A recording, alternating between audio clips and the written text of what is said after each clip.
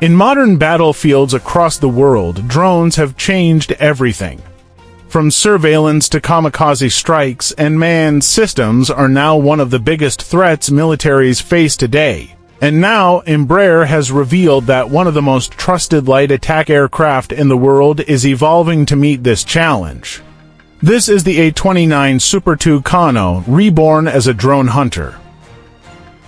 Embraer has officially announced that the A-29 Super Tucano is expanding its mission portfolio, adding counter-drone capability to its already impressive list of roles. This isn't just a small upgrade. It's a major step, turning a reliable close-air support aircraft into a cost-efficient, highly capable anti-UAS platform. According to Embraer Defense and Security President and CEO, drones are now so widely used in modern conflicts that air forces need affordable but effective countermeasures. High-end fighter jets are too expensive to deploy against small UAVs, but the A-29 is perfect for this evolving threat.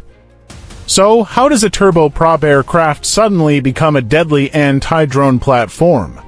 Embraer's new operational concept, or CONOPS, upgrades the A-29 using a powerful combination of sensors, data links, and precision weapons. First, it receives specific data links, allowing the aircraft to get instant coordinates of drone targets and cue its sensors toward them. Next comes the EO/IR sensor.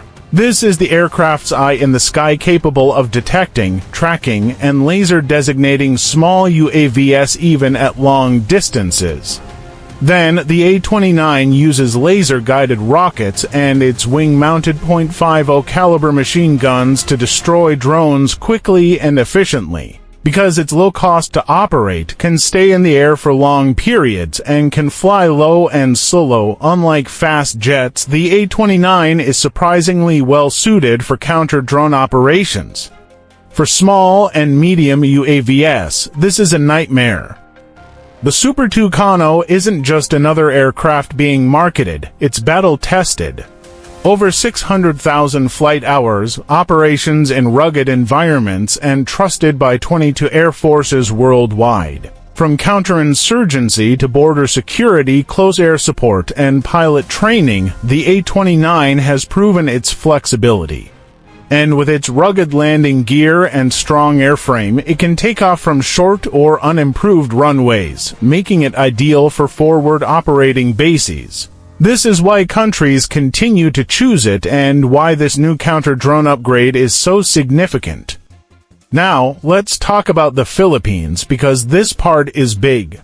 The Philippine Air Force already operates 6 A-29 Super Tucanos, and another 6 are on the way, growing the fleet to a full squadron of 12 aircraft. The PAF uses the A-29 for close air support, reconnaissance, border and maritime patrol, training, and anti-terror operations in remote regions.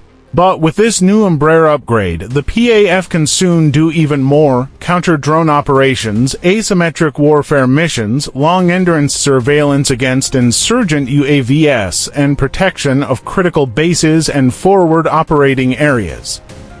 The battlefield is changing, and drones are now one of the most common weapons used by state and non-state actors.